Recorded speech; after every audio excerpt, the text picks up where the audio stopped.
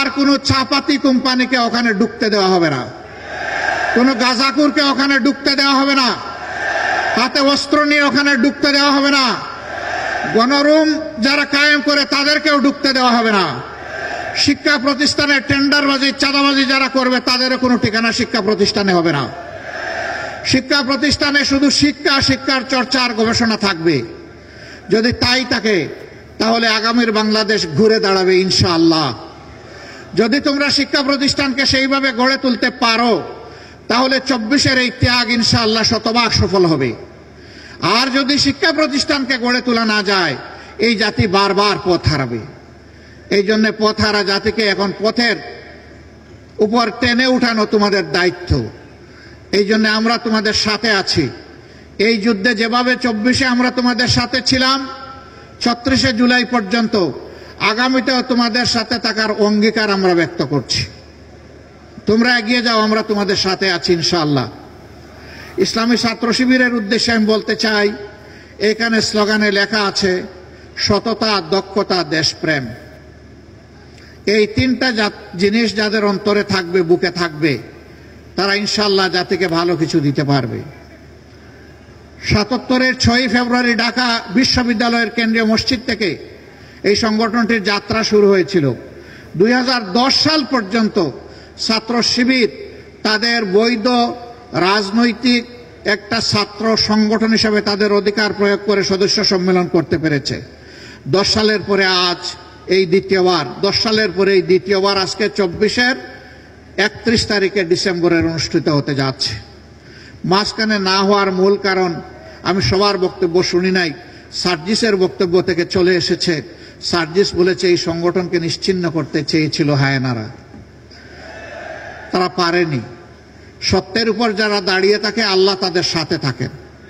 ইসলামী ছাত্র শিবির সত্যের উপর যতক্ষণ দাঁড়িয়ে থাকবে ততক্ষণ আল্লাহ তাআলা তাদের সাথে থাকবেন। ধৈর্যের উপর যতক্ষণ থাকবে আল্লাহ তাআলা ততক্ষণ তাদের সাথে থাকবেন।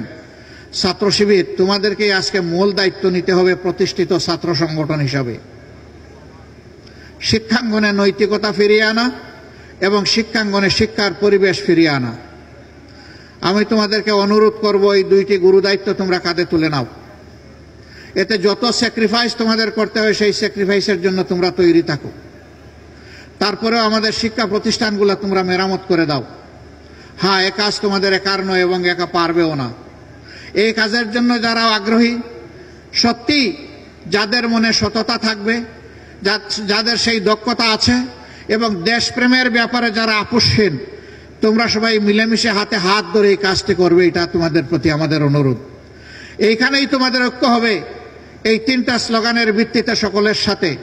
যারাই এগিয়ে আসবে তাদেরকে বুকে আলিঙ্গন করে পরস্পরকে জড়িয়ে ধরে তোমরা সামনের দিকে এগিয়ে যাও। তোমাদের হাতেই আগামীর বাংলাদেশ শোভা পাবে ইনশাআল্লাহ। আমরা সেই যুবকদের হাতে বাংলাদেশ দেখার জন্য অপেক্ষায় আছি। ইসলামী ছাত্র শিবিরের এই অভিযাত্রায় এ পর্যন্ত যারা শাহাদত বরণ করেছেন, আল্লাহ তাআলার দরবারে দোয়া করি আল্লাহ তাদেরকে তার মাবরুর বান্দা হিসেবে কবুল করুন। তাদের প্রতি আজীবন যাতে ইসলামী ছাত্র শিবির এবং আমরা সবাই শ্রদ্ধা জ্ঞাপন করতে পারি, আল্লাহ আমাদেরকে সেই দায়িত্ববোধ দান করুন। তাদের পরিবারগুলোকে আমরা যাতে শ্রদ্ধার সাথে ধারণ করতে পারি সেই শক্তি আল্লাহ আমাদেরকে দান করুন। আহত পঙ্গু যারা হয়েছে তাদের প্রতি আমরা গভীর কৃতজ্ঞতা জ্ঞাপন করছি। ছাত্র শিবির ছাড়াও বাংলাদেশের স্বাধীনতার পর যাদের উপরেই বিভিন্ন সময় হায়নারা ঝাঁপিয়ে পড়েছে, ফ্যাসিস্ট শক্তিগুলো ঝাঁপিয়ে পড়েছে, তাদের সকলের প্রতি আমরা গভীর সহানুভূতি প্রকাশ করছি। আল্লাহ তাআলার দরবারে দোয়া করি, হে রাব্বুল আলামিন, প্রিয় দেশটা ছোট্ট একটি দেশ, বিপুল সংখ্যক মানুষের দেশ। এই দেশকে ঘিরে হাজার জাতের ষড়যন্ত্র ঘরে বাইরে তুমি দেখতে পাচ্ছ। হে আল্লাহ, তুমি সামিউন বাসির। রাব্বুল আলামিন, ষড়যন্ত্রকারীদের সকল ষড়যন্ত্র তুমি ব্যর্থ করে দাও। আর জাতীয় স্বার্থে আমাদের জাতিকে ইউনাইটেড, ঐক্যবদ্ধ থাকার তৌফিক দান করো। জাতীয় ঐক্যে বিভ্রান্তি সৃষ্টি হয়, জাতীয় ঐক্যের কোনো ক্ষতি হয়, এই ধরনের সকল হঠকারী আচরণ থেকে সংশ্লিষ্ট সকলকে আমরা বিরত থাকার জন্য আহ্বান জানাবো। আমরা অনুরোধ করব, বিভেদ নয় ঐক্য চাই, সবাই মিলে দেশ গড়তে চাই। এই স্লোগানের ভিত্তিতে আমরা সামনে এগিয়ে যাই। আল্লাহ আমাদের সহায় হন। আল্লাহ হাফিজ। বাংলাদেশ জিন্দাবাদ, বাংলাদেশ ইসলামী ছাত্র শিবির জিন্দাবাদ। আসসালামু আলাইকুম ওয়া রাহমাতুল্লাহি ওয়া বারাকাতুহু।